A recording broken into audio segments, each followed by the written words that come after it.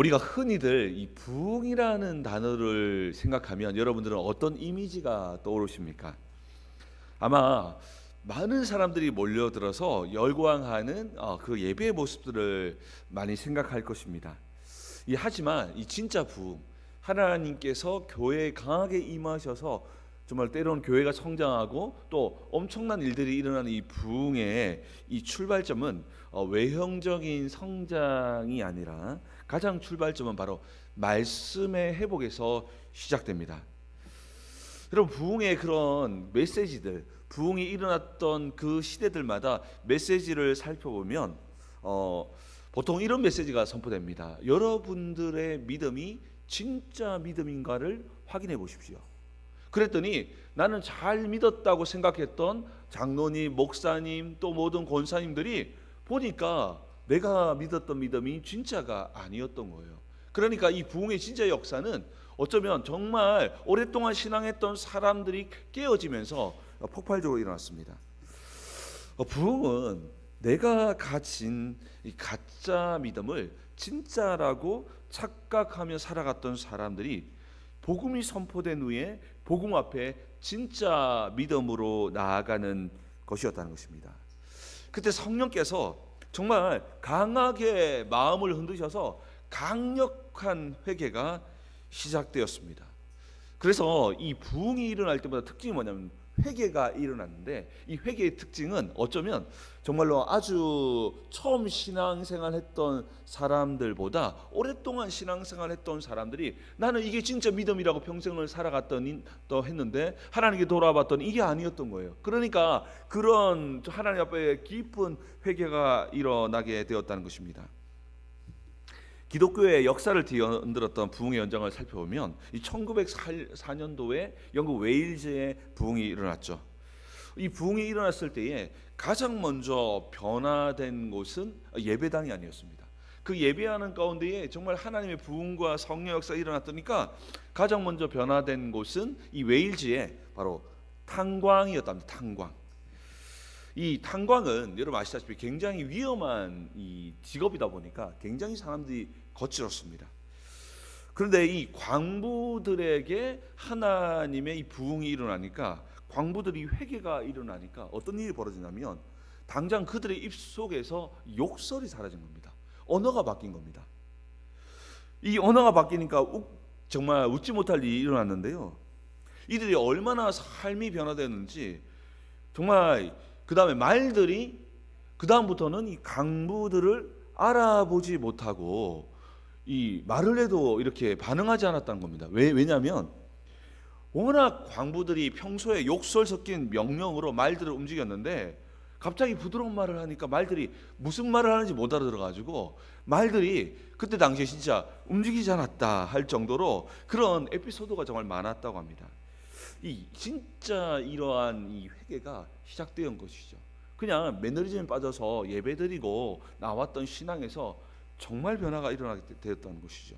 우리나라에도 그 웨일즈의 부흥을 힘입어서 1907년도에 평양에 대부흥이 일어났다는 이야기를 들어보았을 겁니다. 이 사경의 도주에 이 길선주 장로님께서 정말 자신의 이 죄를 회개하고 정말 큰 은혜 속에서 정말 변화되는 역사가 그 예배당 가운데 일어나거든요. 이 회개의 불길이 번져서 이 정말 예배당 가운데 모든 사람들 가운데 성령이 임하사 정말 그들의 삶을 회개하는 일들이 일어났습니다. 그때에 어떤 일이 벌어졌냐, 정말 사람들이 은혜 받고 나서 남에게 돈을 떼먹은 사람들은 주인에게 찾아가서 곧장 사죄하며 빚을 갚기도 하고요. 또한 정말 죽도록 미워했던 원수 앞에 찾아가서 무릎을 꿇고 사죄하는 일들이 일어났는데요. 그때 평양에 얼마나 이런 강력한 역사가 일어났던지, 그때 기독교를 핍박했던 순사들, 일본 순사들이 그 모습을 보면서 예수를 믿는 사례까지 일어났다고 합니다. 그리고 평양의 술집과 정말 이 도박장이 텅텅 비어버리고 주위에는 아예 모든 이 평양의 모든 가게가 문을 닫아버리는 정말 눈에 보이는 하나님의 역사가 시작되었다는 것입니다. 여러분, 이것은 무엇을 말하고 있는 것일까요? 여러분, 복음은요, 하나님 우리를 사랑합니다. 하나님 우리의 모든 죄를 값없이 용서했습니다라고 하는 이 뭐라고 할까? 이 용서, 이 모든 포용하는 것으로 멈추지 않는다는 것입니다. 우리에게 주어졌고 우리가 받은 이 믿음은 감사하네, 참 은혜 감사합니다, 여기서 멈추는 것이 아니라 이 열매를 맺게 한다는 것입니다. 이 열매를 맺게 한다는 의미는 뭐 전도 열매를 말하는 게 아니라 이 열매를 맺게 된다는 것은 반드시 삶의 열매, 삶의 행동으로, 삶의 말과 행동으로 반드시 드러난다는 사실입니다. 이것이 우리가 받은 복음이고요, 이것이 우리가 가진 믿음의 능력이라는 것입니다. 이 복음의 능력이 부흥이 시작될 때에 강력하게 우리의 마음의 감동을 넘어서 눈에 보이도록 우리의 가정에, 또 우리 모든 직장의 모든 곳 가운데에 일어나서 이 부흥이 시작될 때 단순히 정말 교회의 뜨거운 예배로 끝나는 것이 아니라 지역이 바뀌고 세상이 바뀌는 역사가 시작된다는 것입니다. 근데 여러분, 이것이 우리가 받은 복음이고요, 이것이 우리 안에 시작된 믿음이라는 것입니다. 오늘 우리가 읽은 본문은요, 우리에게 시작된 믿음, 우리에게 시작된 믿음이 무엇인지를 알려주고 있습니다. 우리에게 정말 진짜 믿음이 시작되었는지를 예수님께서 질문하고 있다는 것입니다. 오늘 본문은 참된 믿음은 무엇이며 성령께서 그 믿음이 우리의 삶을 어떤 길로 인도하시는지를 함께 살펴보겠습니다. 여러분, 오늘 본문은요, 예수님의 산상수훈, 산에서 예수님께서 율법의 모든 말씀을 시대에 맞도록 이렇게 산상수훈을 들려주셨죠. 이 산상수훈을 마무리하는 이 결론입니다. 예수님께서는 바로 앞에 이 멸망으로 인도하는 이 넓은 문과 또한 생명으로 인도하는 좁은 문에 대해서 말씀하셨습니다. 그러면서 오늘 본문에서는 갑자기 거짓 선지자와 열매라고 하는 이야기를 꺼내 드셨습니다. 왜냐하면 이 멸망으로 인도하는 넓은 길의 복음은 예수님 당시부터 지금까지 우리 안에서 들려지고 있고 유혹하고 있기 때문입니다. 당시에도 예수님 당시에도 예수님에 대한 그런 복음이 들려지기 시작할 때 복음은 복음인데 넓은 길의 복음도 있다라고 이야기하면서 사람들로 하여금 넓은 길의 복음에 빠지도록 했습니다. 예수님 분명하게 좁은 길의 복음을 말씀하셨는데, 그래서 이 좁은 길의 복음은 사람들이 길이 좁아서 찾는 이가 작다라고 이야기했죠. 도리어 넓은 길로 많은 사람들이 간다고 했는데 당시에 넓은 길의 복음도 있다라고 하는 이야기가 들려지니 그게 많은 사람들이 유혹된 겁니다. 그들은 이렇게 이야기합니다. 예수님 영접하기만 하면 돼. 다른 건 필요 없어. 믿음이 중요하니까 삶은 중요하지 않아. 믿음이잖아. 눈에 보이지 않는 거니까 행동은 전혀 중요하지 않아 라고 하면서 이 믿음을 마음의 감정으로만 제한시키고, 그리고 그 후에는 넓은 길로 가도 된다라고 하는 이런 넓은 길의 복음이 그때 당시에 이제 들려지기 시작했다는 것이죠. 예수님께서는 그때에 사람들은 예수 믿고 난 후에 이제 방종하게 되는 것이죠. 그러니까 예수님께서는 이 영적 방종을 부추기는 이 가짜 신앙의 강력한 제동을 건 것입니다. 저는 오늘 이 본문을 이렇게 쭉 살펴보면서 우리 시대에 넓은 길의 복음이 정말 교회 안에서 너무너무 많이 펼쳐져 있습니다. 여러분, 이 넓은 길의 복음이 무서운 것은 무엇입니까? 구원받은 줄 알았는데 구원받지 못했다. 이게 얼마나 비참한 일입니까? 그러니 사탄의 마지막 공격은요, 이렇게 육체적으로 핍박하고 이런 것보다 사실은 사탄이 최종 공격은 뭐냐면 예수는 믿어라. 그런데 가짜 믿음을 심어 놓는다는 것입니다. 그 일들은 초대교회로부터 지금까지 앞으로 더 많이 일어나게 될 것입니다. 그러니 예수님께서 이 일을 향해서 말씀하신 것입니다. 영적 방종을 일으키는 이 거짓 믿음에 대해서 제동을 거신 겁니다. 우리 15절과 16절 말씀을 같이 한번 읽겠습니다. 우리 같이 읽도록 하겠습니다. 시작. 양의 옷을 입고 너에게는 속에는 노략질을 하는 이라. 그들의 열매로 그들을 알지니 가시나무에서 포도를 은건키에서 무화과를 따겠느냐. 아멘. 여러분, 정말 이 거짓 선지자 또 거짓 믿음은 무엇을 통해서 확인하라냐면 교리 공부나 이게 아니라는 거예요. 예수님께서 어떤 말씀하시냐면 우리가 볼 때는 뭐 바른 뭐 신앙고백을 했냐 이런 측면이 아니라 그것보다 한 단계 더 나아가서 열매를 보라는 겁니다. 열매는 뭘 말하냐면 그 사람의 말과 행동을 보라는 겁니다. 말과 행동을 보고 거짓 선지자들도 그들의 삶을 보라는 겁니다. 그래 봤더니 자세히 보면 탐욕적이고 이 복음을 이용해서 정말 세속적인 것을 채워나가는, 자기 욕심을 채워나가는 걸음을 걷게 될 것이다 라고 하면서 그들을 자세히 보면 그들이 말하는 복음이 잘못되었다는 것을 알 수 있다는 것입니다.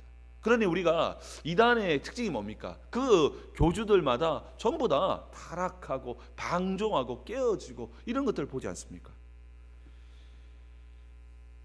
그래서 가시나무에서 포도나무를 딸 수 없듯이 이 가짜 믿음에서 공의로운 선한 열매를 맺을 수 없다라고 말하면서 반대로 진짜 믿음은 선한 열매를 맺게 된다는 것입니다. 그러면서 21절 말씀 보겠습니다. 우리 21절 말씀 함께 읽도록 하겠습니다. 시작. 나더러 주여 주여 하는 자마다 다 천국에 갈 것이 아니요 다만 하늘에 계신 내 아버지의 뜻대로 행하는 자야 들어가리라. 아멘. 우리가 한때 우리가 선교단체에서 예수님을 영접하는 부분 운동들이 많이 일어났습니다. 정말 예수님을 영접하는 것은 성경에 있는 입으로 시인하면 구원을 얻는다라고 하는 아주 중요한 원리를 가지고 적용한 너무 아름다운 전통이고 너무 좋은 것입니다.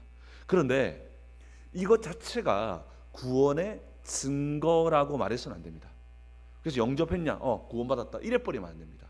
이 일을 말씀하는 거예요. 영접기도만 하면 구원 다 받아버렸다. 이렇게 함부로 판단하지 말고 성경이 말한 대로 영접기도는 너무 중요한 겁니다. 예수님을 나의 왕으로 모시는 구원의 아주 중요한 이 믿음의 원리를 너무 잘 설명했고 경험할 수 있는 너무나 큰 축복입니다. 그래서 우리는 정말 아주 중요할 때 영접기도를 통해서 그 사람을 구원으로 초청하는 건 너무나 중요한 일입니다. 그러나 그것 자체가 구원의 확정이라고 말해서는 안 됩니다. 오늘 본문에서는 뭐라고 말합니까?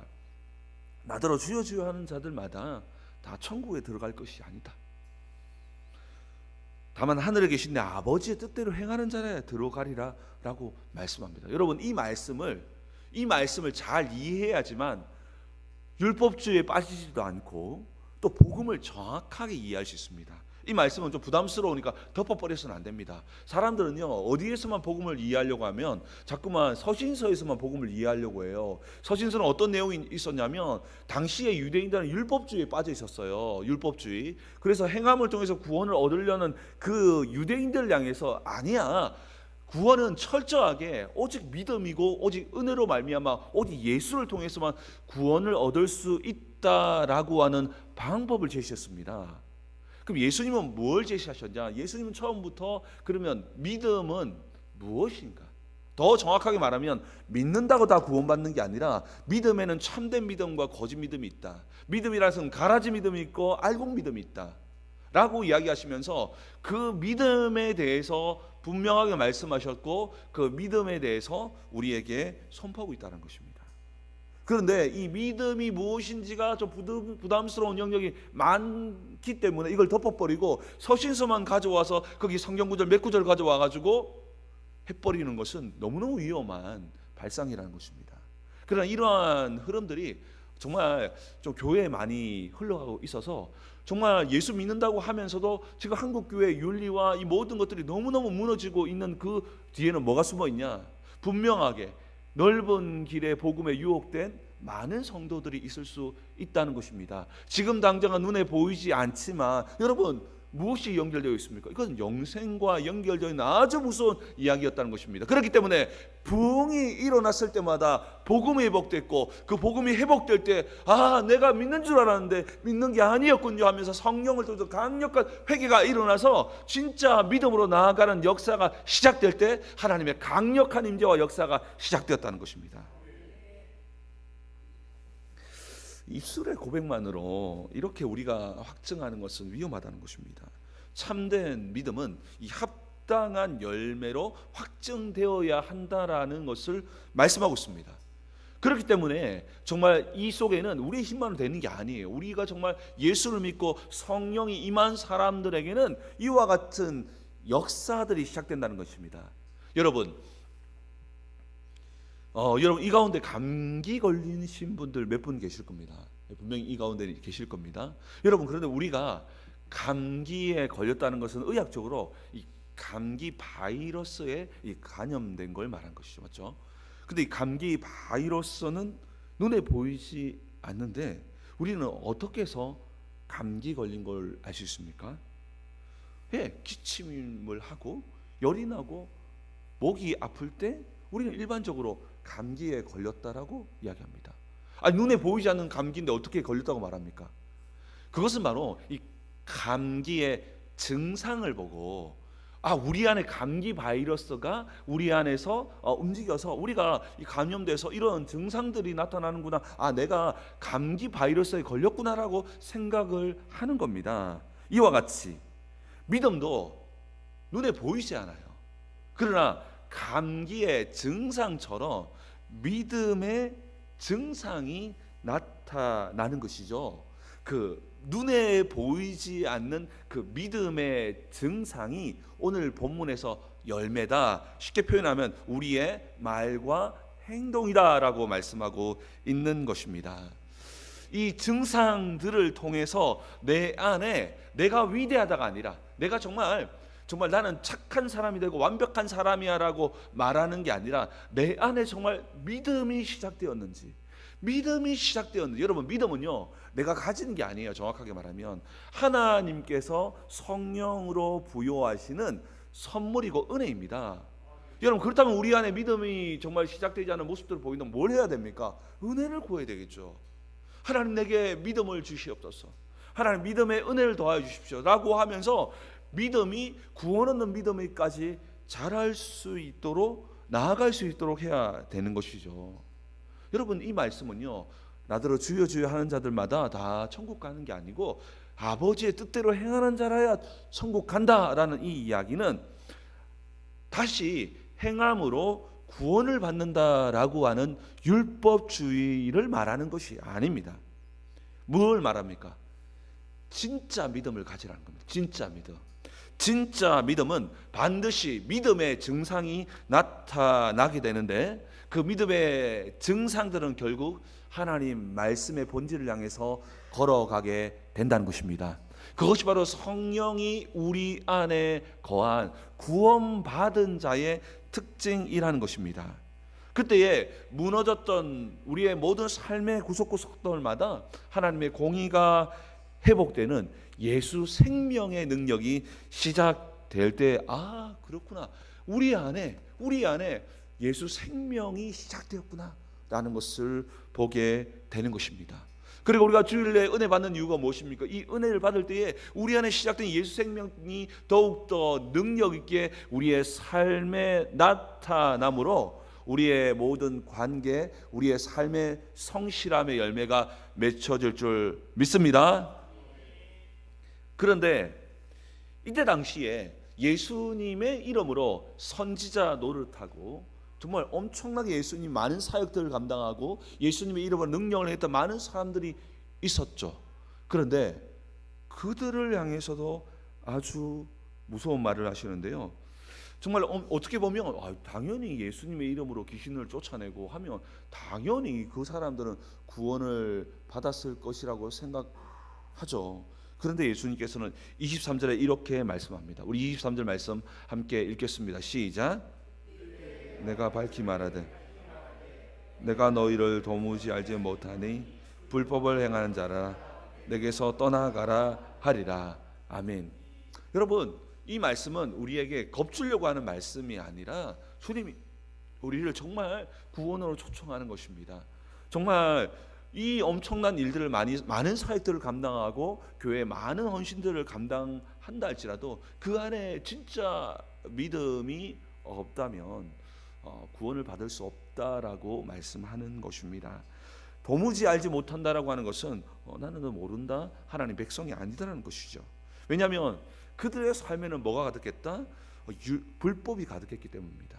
여러분, 불법이 가득한 행동을 했기 때문에 하나님께서 모른다고 하는 게 아니라 진짜 처음부터 진짜 믿음이 없었기 때문에 진짜 이 생명의 열매가 나타나지 않은 증거가 바로 불법이라는 것입니다. 그 행동 자체를 했기 때문에 너 지옥 가 이런 의미가 아니라 처음부터 진짜 믿음이 시작되지 않았음을 이야기하는 것입니다. 사랑하는 성도 여러분, 오늘 본문은 예수님께서 행함으로 구원을 얻는다라는 율법주의를 말하는 것이 아닙니다. 진짜 믿음은 믿음의 증상이 나타난다라고 말씀하고 있는 것입니다. 진짜 믿음은 반드시 삶의 공의로운 열매로 나타난다는 것입니다. 우리 안에 나를 뛰어넘는 힘이 역사함을 통해서 우리는 불법이 아니라 하나님의 법에 순종하는 그런 의로운 역사들이 시작된다는 것입니다. 그것은 내 힘이 아니에요. 내 힘이면 믿음이 아니죠. 그것은 성령이 우리 안에 계시기 때문에 당연히 나타날 수밖에 없는 증상이라는 것입니다. 정말 바이러스가 우리 안에 거하면 정말 증상이 나타나듯이 성령이 우리 안에 거하였기 때문에 진짜 믿음이 우리 안에 시작되었기 때문에 나타나는 바로 증상이라는 것입니다. 그렇기 때문에 우리는 내 안에 정말 진짜 믿음이 시작되었는지를 확인해야 합니다. 우리 안에 정말 진짜 믿음이 시작되었는지를 어떻게 알 수 있을까요? 여러분, 그 믿음의 원리는 십자가의 원리를 이해하면 조금 더 우리가 쉽게 알 수 있습니다. 여러분, 십자가 사건은 어떤 사건입니까? 십자가는 이 하나님께서 인간을 얼마나 사랑하신지를 확증한 사건이었습니다. 그런데 이 십자가 사건은 하나님의 사랑 안에서 또한 인간의 죄를 또한 심판하는, 예수님을 통해서 심판하는 또한 공의도 함께 행해 줍니다. 그렇기에 이 속에서 진짜 믿음을 발견할 수 있는데요, 진짜 믿음이라는 것은 하나님의 그 사랑에 감격하여서 공의를 행하는 순종으로 나아가는 것입니다. 그래서 믿음과 행함은 동전의 양면이라는 것입니다. 그 믿음을 통해서 행함이 나타나고 행함을 통해서 또한 믿음을 보게 되는, 마치 양면과 같다는 것입니다. 여러분, 큰 사고를 친 한 어린아이를 한번 생각해 봅시다. 남의 집에 너무너무 귀한 물건, 정말 비싼 물건을 정말 막 뛰어나다가 깨트려 버린 거예요. 근데 이거 어마어마하게 비싼 거예요. 그러니까 이 남의 집 정말 부모가 노발대발하면서 정말 그 아이에게 뭐라 했죠. 그랬더니 그 아이는 너무너무 비싼 물건이니까 이 부모는 그냥 가만히 있지 않았죠. 그러니까 그 아이는 부모한테 가서 조심스럽게 이야기를 했죠. 아빠, 내 사실 이런 것 때문에 저쪽 부모님이 한번 만나자고 한다고. 이 부모님이 정말 불같이 화를 내면서 매를 드실 줄 이 아이는 알았겠죠. 그런데 이 아버지는 그 깨트린 그 부모를 찾아가서 고개를 숙이면서 정말 죄송합니다, 정말 죄송합니다 하면서 많은 돈을 지불하고 그 깨어진 물건을 이렇게 고쳐 주었습니다. 그때 이 아이가 생각한 것은 아마 나는 이제 죽었다 생각을 했을 수도 있겠는데, 그 아버지께서는 돌아오면서 아이를 혼내지 않고 이 아이에게 이렇게 말한답니다. 야, 다치지 않아서 다행이다 라고 하면서 너 마음 힘들었지 하면서 안아줬습니다. 그때 이 아이의 마음 속에는 어떤 마음이 들었을까요? 야, 이제 우리 아빠가 날 이렇게 안아주니까 이제 앞으로 마음껏 이제 물건 깨트려도 되겠네 라는 생각이 들겠습니까? 이 아이는 아빠가 그 다른 부모님 앞에 얼마나 고개를 숙이면서 수치를 당하면서 많은 것을 지불하는 것을 보았어요. 그때 이 아이는 어떤 마음이 들었겠습니까? 다시는 우리 아빠 마음 아프지 않게 해야 되겠다. 그리고 아빠 말한 대로 조금 더 조심해야 되겠네 라는 마음이 들지 않겠습니까? 이것이 바로 복음이 우리를 이끄는 방향이라는 것입니다.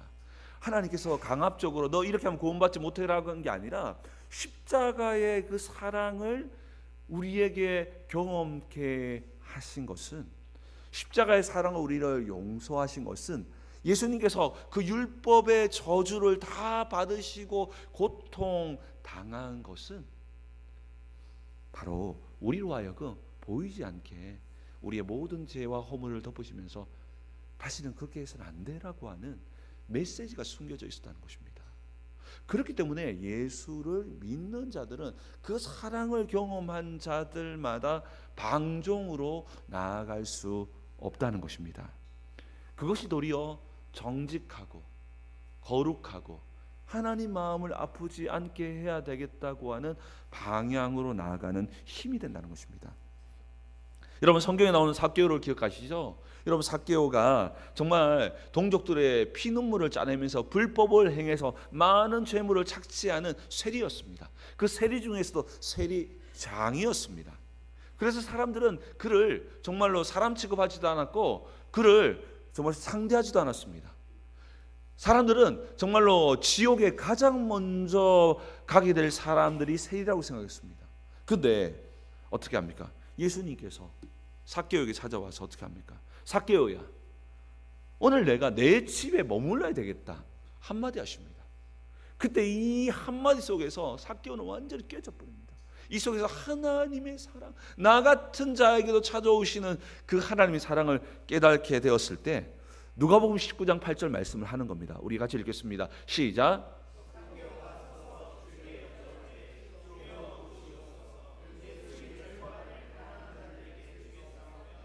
만일 누구의 것을 속여 내 갑절이나 갚겠나이다. 아멘. 여러분, 이렇게 우리가 예수 믿으면 이 재물을 다 헌납해야 구원받는다는 이야기가 아니라 그 하나님의 사랑을 경험했더니 어떻게 합니까? 삶의 잘못된 부분들을 바르게 수정하는 능력이 나타났다는 것입니다. 이것이 바로 믿음이라는 것입니다. 결국 하나님의 사랑이 삭개오를 공의로 이끌었습니다. 이것이 바로 예수님이 말했던 주의 뜻대로 행하는 자야 구원을 얻으리라라고 말씀했던 참된 믿음이 시작되게 된 것입니다. 그렇습니다. 우리는 하나님의 빛을 경험한 사람입니다. 그 빛, 하나님의 사랑 안에 들어오면 우리 안에 놀라운 일들이 시작된다는 것입니다. 우리 마지막으로 에베소서 5장 9절 말씀을 읽고 말씀을 정리합니다. 우리 읽겠습니다. 시작. 빛의 열매는 모든 착감과 의로움과 진실함에 있느니라. 아멘. 여러분, 오늘 이 말씀은 우리가 단지 우리가 똑바로 살아야 되겠네 라는 메시지가 아닙니다. 오늘 메시지는 우리가 믿고 있는 믿음이 무엇인가, 하나님의 사랑이 우리에게 어떤 의미인가 라고 하는 것들을 우리가 보라는 것입니다. 그리고 마지막 시대에는 넓은 길의 복음이 온 교회를 잠식하려고 공격할 것입니다. 그때 우리는 복음은 좁은 길의 복음이라고 했던 이 복음을 기억하면서 하나님의 사랑이 우리의 말과 행동을 바꾸며 우리의 삶을 전체를 바꾸어 나가는, 착함과 의로움과 진실함으로 나아가게 하는 힘을 우리의 삶에서 경험하고 또 드러나야 한다는 것입니다. 우리는 스스로에게 정말 우리의 직장과 우리의 인간관계 속에서 또 우리 가정에서 정말 이 열매가 더디지만 빠르지 않다 하더라도 우리는 알고 있습니다. 천천히 이 열매를 맺고 있습니까? 이 믿음의 정상이 증상이죠. 증상이 나타나고 있습니까? 내가 정말 경험한 이 믿음은 정말 불법이 아닌 정직과 공의로 나아가는 힘으로 내 삶에 적용되고 있습니까? 우리는 다시 이 십자가의 복음으로 돌아가야 합니다. 그때 우리의 삶의 회복이 시작될 줄 믿습니다. 그 회복은 주의 말씀대로 걸어가는 회복인 줄 믿습니다. 이러한 놀라운 부흥의 역사가 우리 안에 시작되기를 주의 이름으로 축복합니다.